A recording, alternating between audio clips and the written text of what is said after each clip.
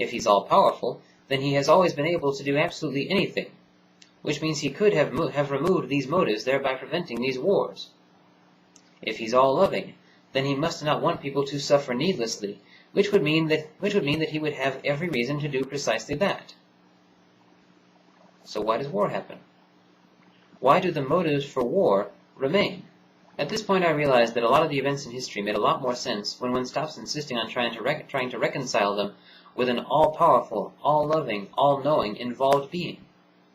At this point it seemed clear to me that the God I had been raised on could not exist. I was still open to the existence of gods of some kind, but not that particular one. He was impossible. One day, at the bookstore, I came across a book called The Good, the Bad, and the Mad, Some Strange People in American History. This looked like a pretty interesting book, so I bought it.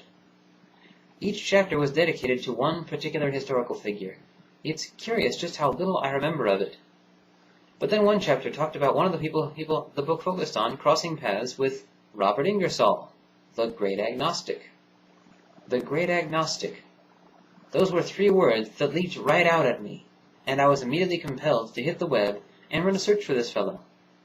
This led me to his oratory, Why I Am an Agnostic, on the website infidels.org. This oratory was a remarkable experience for me, so I remark. Paragraph by paragraph, it seemed to zero right in on aspects of the whole spiel I'd been raised on, which didn't quite seem to add up, but I couldn't seem to articulate why not. In this oratory, I found that articulation. I felt I had made a major personal breakthrough. I saw in this the voice of agnosticism and felt vindicated in wearing this particular label. Of course, my understanding of this term has evolved since then. But then I tried to argue this position with a Christian friend of mine and found my preparation for the discussion lacking. Then it occurred to me that if there has been one prominent historical agnostic, there have probably been others. So I ran a search on the website for a local bookstore, and found the book 2,000 Years of Disbelief, Famous People with the Courage to Doubt, by James A. Hout. 2,000 years? That astounded me. But I bought it, and yet again found an exercise in vindication. Sure enough, there has been non-religious and even anti-religious sentiment as far back as the classical era, ancient Greece, Rome, and even Syria. Colonel Robert Ingersoll, 1833 to 1899, was the greatest orator in U.S. history, perhaps even competing with Dr. Martin Luther King Jr. Maybe. As a child, he developed an insatiable reading appetite, and the knowledge he gained from this paved the way for him to pass the Illinois bar, becoming a lawyer by the age of 21. He then fought in the Civil War, in the Union Army, raising and leading the 11th Illinois Cavalry Regiment. For this, to this day, he has a grave in Arlington National Cemetery. After the war, he went on to achieve his reputation as an orator. He crisscrossed the nation, delivering oratories from memory, sometimes 4 hours long, to standing-room-only audiences reported never to have been restless. His oratories were, usually but not always, against religion. He was referred to in the press with such labels as the Great Agnostic, the American Demosthenes, and the Shakespeare of oratory.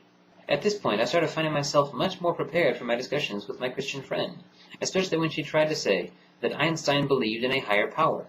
All this paved the way for an experience I had a few years ago. I was taking a humanities class at a local college, and we spent the last few classes of the semester delivering presentations. Leading up to this, I discussed with the professor the possibility of making mine about Robert Ingersoll. She was curious, and I explained a few things about him, and she remarked that he sounded like a philosopher. I explained that actually he was more of a colloquializer.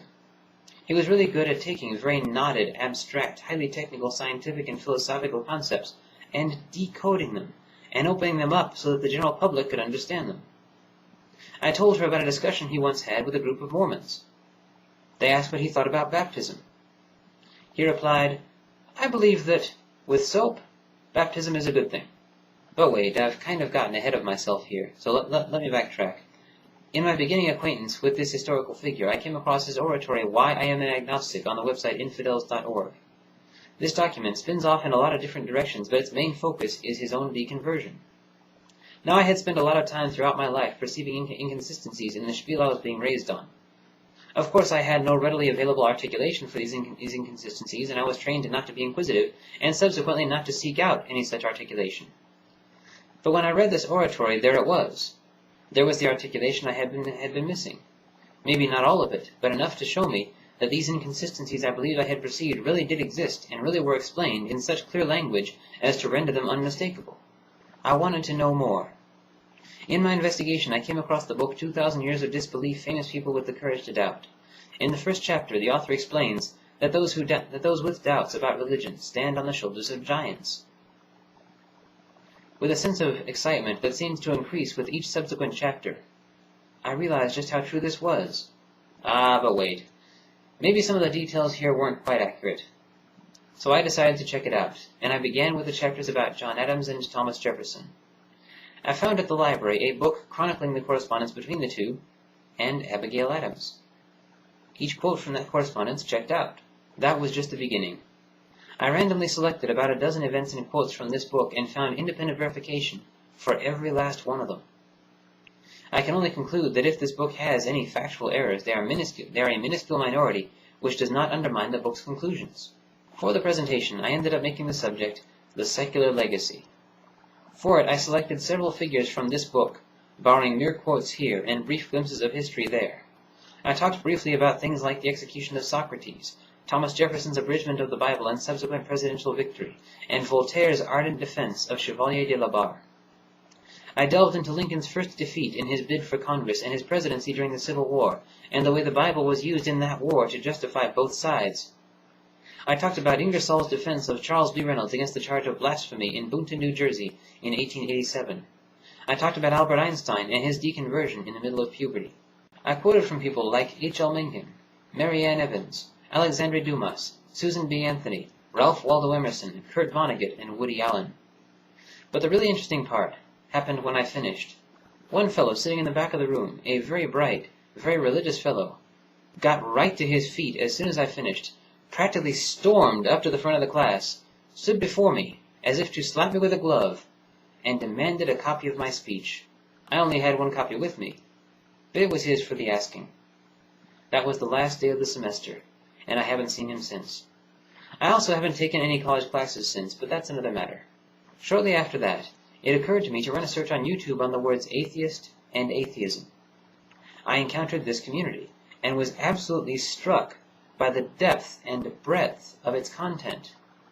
After a couple months of simply watching videos, I decided to buy a webcam and open my own channel. The first few videos I posted show no editing whatsoever, or shades. They're not such a pleasant viewing experience. One day, it occurred to me to run a search on the word blasphemy, and then I came across the Blasphemy Challenge. Since then, I have read all the books I've referred to in previous videos and several others, but the last vestiges of my God belief fell away as I simply watched videos and read comments. At this point, having no God beliefs, I accurately fit the definition of this word, but I still had an aversion to calling myself one. In one video, I actually identified myself as an agnostic, not an atheist. I was still in the habit of viewing both concepts as mutually exclusive. In this video, I tried to argue that point. One YouTube atheist most of you probably know, AZ-Superman01, took me on here. He illustrated how every argument I made for agnosticism about belief in gods could just as easily be made for agnosticism about beliefs in fairies and unicorns.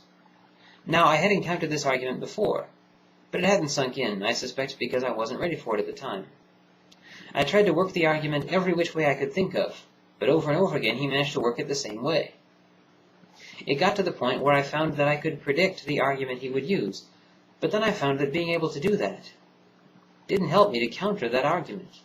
As far as I could tell until this discussion, atheism and deism were equally well-based arguments. But wait a minute, let me clarify this term. The way I saw it, and still do, deism is secular theism. The belief in a God who created the universe in line with a plan, but not a plan for the benefit of humanity. A plan with a particular eschaton in mind.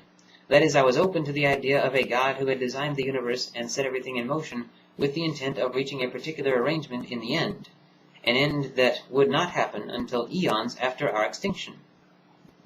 I see deism as theistic determinism.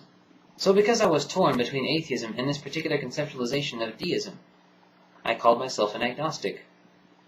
So in response to this exchange with Sean, I tracked down YouTube's most famous deist I could find and put these arguments to him. He wrote back to ask for clarification. I provided it, and that was the last I've heard from him. Then I tracked down the most popular YouTube agnostic video I could find, and tried these arguments on that YouTuber. His first response strawmanned my position, but I kept after him, and he eventually called me a jackass and blocked me.